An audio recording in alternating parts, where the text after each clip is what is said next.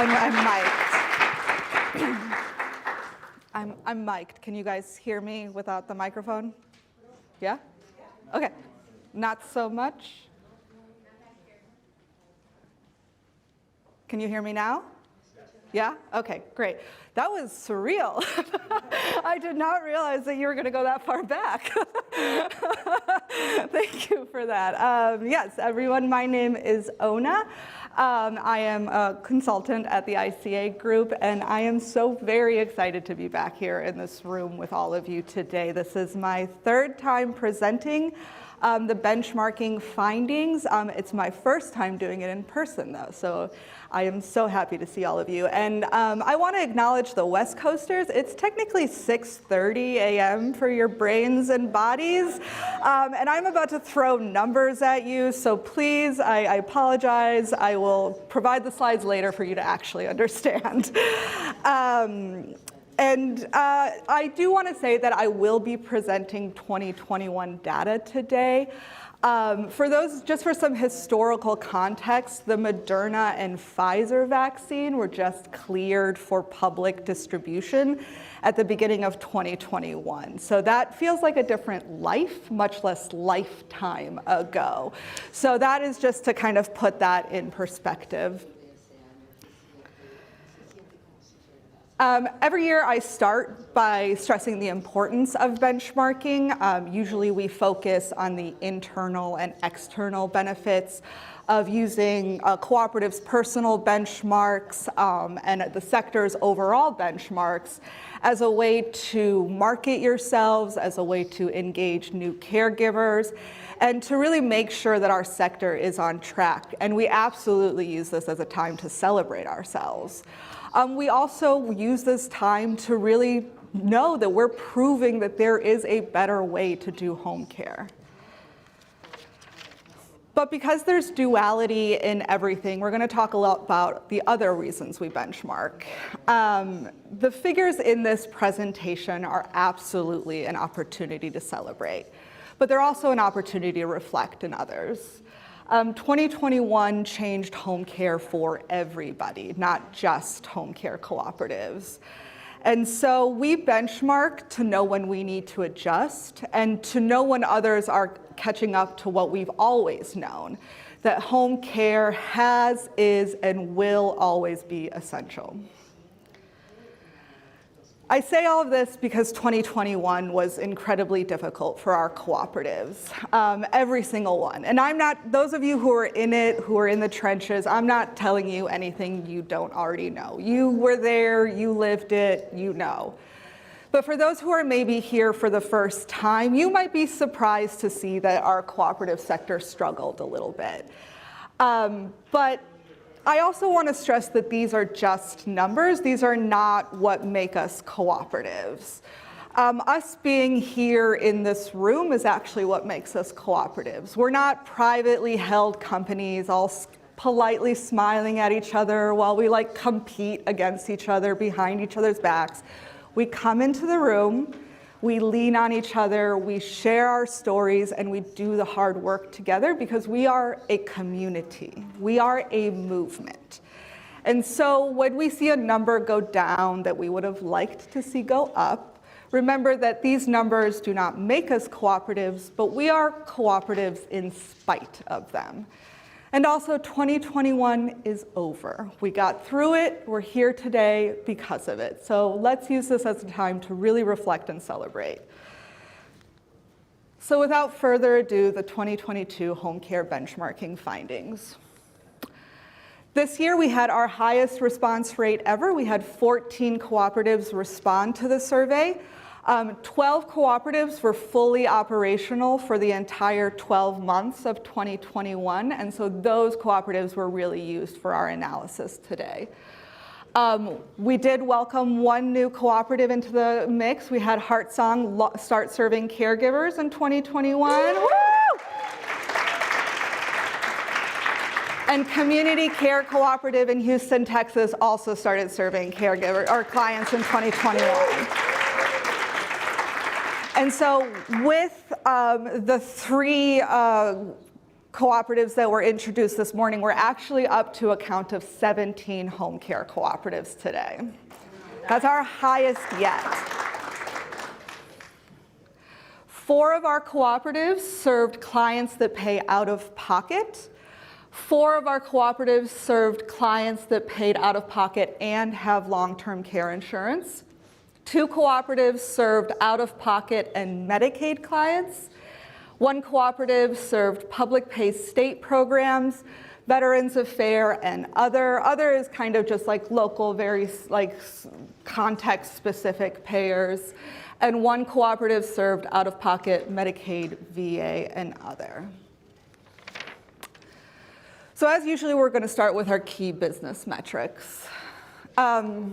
At last year's benchmarking survey, I had talked about signs of recovery at the end of 2020. And while we did see an increase in revenue, that was short-lived as quarterly numbers decreased to below like pandemic levels throughout the whole quarter, or for the rest of the 4 quarters. And so we can assume that that increase was all the financial assistance that our cooperatives received, and then it was able to help subsidize the losses for the next following 4 quarters. Public pay, the public pay market continued to wear on our cooperatives, and there was a 7% decrease in revenue between 2020 and 2021. Meanwhile, there was a 27% increase in private pay revenue. That was really a result of a lot of our smaller cooperatives that had just launched really gaining momentum, as well as many of our public pay cooperatives starting to move further into private pay to help kind of subsidize and support the abhorrent Medicaid reimbursement rates. Total sector client hours also decreased. All but 2 cooperatives ended 2021 with less total hours than they had at the end of 2020. This really reflects, the continued effects of COVID, people really being unsure about bringing people into their homes, our caregivers having such kind of complex lives with having to stay home with kids, having to call out and cancel shifts in order to accommodate all of the things that were going on in their lives. And we saw a decrease. Last year, I provided a financial breakdown of the cooperative sector, and we're going to talk about that again, but this time with a little bit more information and insights. The median gross margin and net profit for the sector increased this year. Excuse me. That means for every dollar that means for every dollar that our caregivers got paid, 68 cents, oh my goodness, for every dollar our cooperatives earned, my fault, our caregivers got paid 68 cents, and the business was able to retain 5 cents of profit. Now, these metrics aren't necessarily good or bad. They're really just something we want to continue to track because they communicate conditions at the cooperatives. For example, we always want our median gross margin to be lower than the larger industry because that means we invest more in our caregivers. Last year, our gross margin was 23.7, and this year it rose to 32.5. That doesn't mean that we invested more in our caregivers in 2020 than we did in 2021, so much as like our cooperatives had to pay for more PPE in order for cooperatives to continue serving clients. They had to pay higher wages in order to compensate caregivers for continuing to serve clients in such dangerous and uncertain times. And there was a lot of overtime that our cooperatives also additionally had to pay. What we want to see for gross margin over time is really a steady state. Movement isn't bad, but extreme shifts means that there's usually something to dig into there. And that's true at the sector and individual cooperative level as well. Our net profit increased to 5% in 2021. So we were able to retain more profit in 2021 than we were in 2020. 2020. That is also true for the larger industry, but our net profit went up by 3.7%, where theirs only just went up by 0.7%. So again, we can look at this and say that our cooperatives invest more in our caregivers and are able to turn the same profit that is a profit that is similar to the larger industry. So because we take our profits and then invest them back into our caregivers, we invest in patronage, we distribute dividends, things like that. So we're essentially proving that there is a better way. You can do it, but are you doing it? We also invest in our caregivers by providing we pay extra for advanced caregiving roles, advisory roles. We pay extra for peer mentors and committee roles, as well as participating on co-op boards. We also offer opportunities to expand skills by offering opportunities to work in the office and provide administrative activities or administrative support. So these are cooperative metrics that are unique to us. There is no industry comparison. These are just for us. So our membership rate went down by 2 percentage points from 68 to 66%. This isn't a big drop, and it's definitely something we should be proud about. There was a lot going on in 2021, and to be able to maintain members the way we did is really impressive. Additionally, we welcomed 161 new caregivers to our sector in 2021, and depending on what each cooperative's kind of membership eligibility criteria was, most likely these caregivers weren't eligible for membership just yet. Last year, I had the subtitle for this slide, Trends on Client and Caregiver Recruitment. This year I have it Trends for Client and Caregiver Recruitment, because our cooperatives really shined compared to the industry in this way. So the industry top 3 caregiver recruitment sources were Indeed, caregiver referrals, and the internet, mycnajobs.com specifically. Our cooperatives also listed Indeed and caregiver referrals as their top 2 caregiver recruitment sources, but we also listed social media and our websites, places that we get to talk about the cooperative, who we are, what we do, what we offer as one of our key caregiver recruitment sources. Our median caregiver turnover stayed steady, as did the larger industries. Overall, we had about a 41% turnover rate. I do want to stress that there were some extremes in 2021. 3 of our cooperatives had a 0% turnover rate. 3 of our cooperatives had over 70% turnover rate. So 2021 was a very, very interesting year for all of our cooperatives, but we were able to kind of stay steady overall. And our average is 50%, so we're actually still below the larger industries figure just the same. And when you look at our turnover numbers compared to how many caregivers are employed at the agencies, we still outweigh or outperform the larger industries on that as well. So we're the blue bars, and we still have lower turnover rates than the industry when you compare to how many caregivers are employed. Our median caregiver turnover went up 4 months, from 24 to 28 months. But for cooperatives that had been in business for 5 years or more, tenure went up from 31, or caregiver tenure went up from 31 to 55 months. That's 4.5 years. That's huge.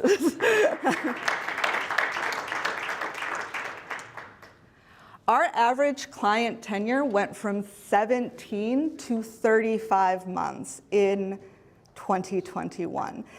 That is huge. That is like a direct demonstration of the care that we provide and the need that our clients have in us. Like, they need us, we know that, but they love us and they stay with us and they trust us during uncertain times. For those of you who remember or don't remember or weren't here, I wasn't able to give a wage differential last year. The revenue numbers in wages was really volatile in 2021, and rather than giving just like a crazy sensational number, we didn't provide one. But I'm really excited to bring it back this year. Our co-ops, on average, raised wages by $1.02 in 2021 from 2020. The industry also raised their wages 86 cents. This is the largest increase we've seen in the industry since we started looking at these numbers. Their increases are usually between about 20 to 30 cents.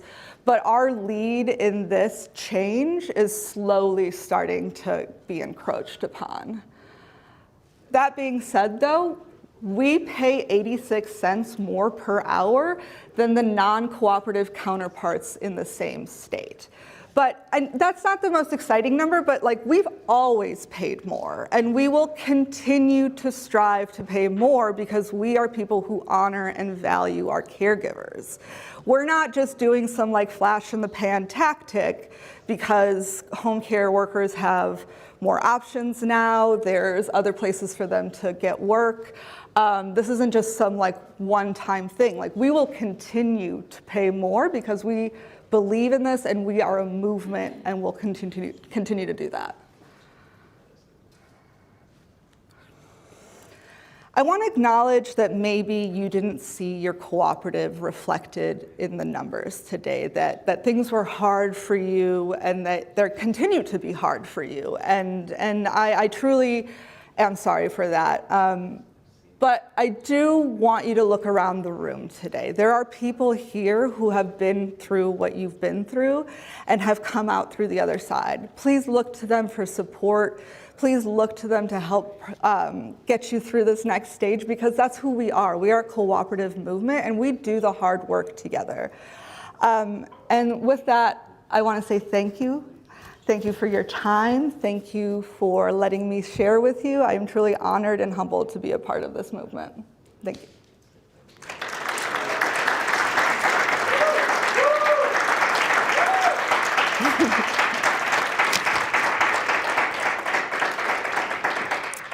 I think I went too fast.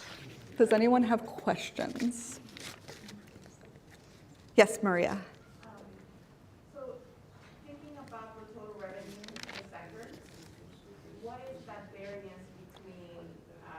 Wondering if there's a co-op according to makes the bulk of that revenue number that you shared, or if it's more evenly spread out across the numbers? No, there is, yeah. It's, we'll just say what we all know, CHCA makes the bulk of that, yeah. Yes, Dave?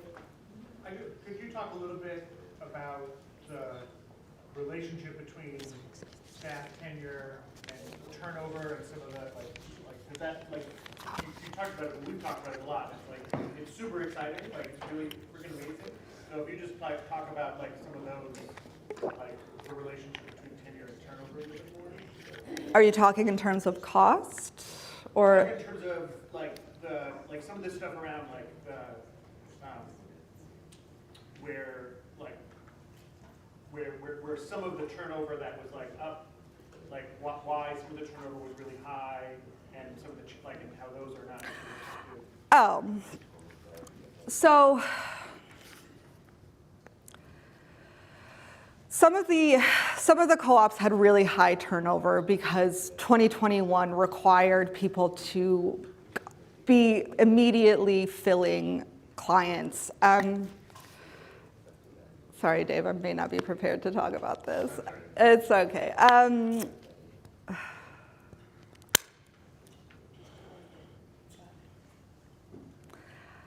I don't want to talk about it without calling anyone out specifically. I think that's what I'm like having trouble doing right now. So that's like where my brain is at. Ultimately, we are an incredibly diverse sector. Like we are private, public, rural, urban, like younger, older workforce. Like we are an incredibly diverse sector, and this is really something that we want to be able to slice and dice on multiple kind of planes. But right now 14 is huge, but it's a big, diverse sector. So we're still doing better than the industry, being as diverse as we are, and the larger industry is also incredibly diverse and able to kind of reflect us on that same scale. So, yeah.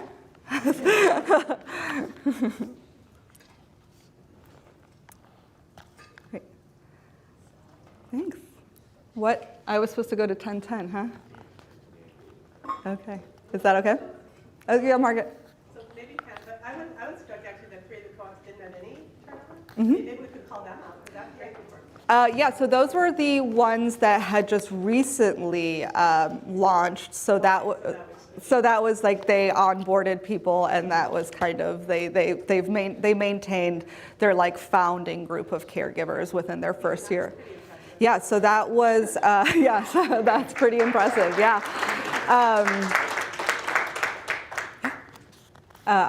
Yes, Doug O'Brien. I mean, it might not be a fair question because it's not what benchmarking necessarily does, but I know you and the team at ICA think a lot about this, but from the benchmarking, you know, what have you identified as some of the indicators of growth? I mean,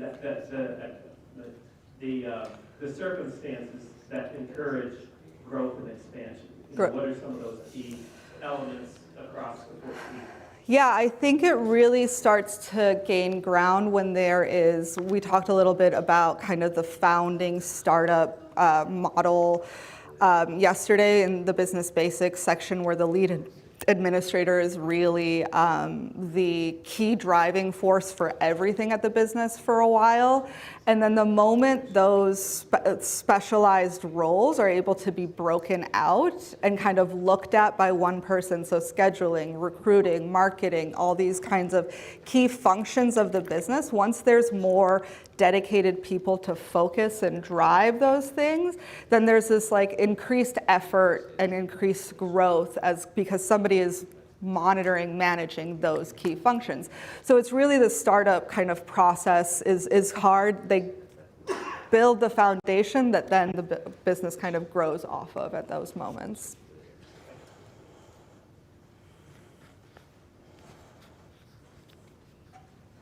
I will be producing a report that goes into more detail about this. I release it every year. I'm going to do it sooner this year, hopefully. But thank you, yeah. Have a good rest of your day.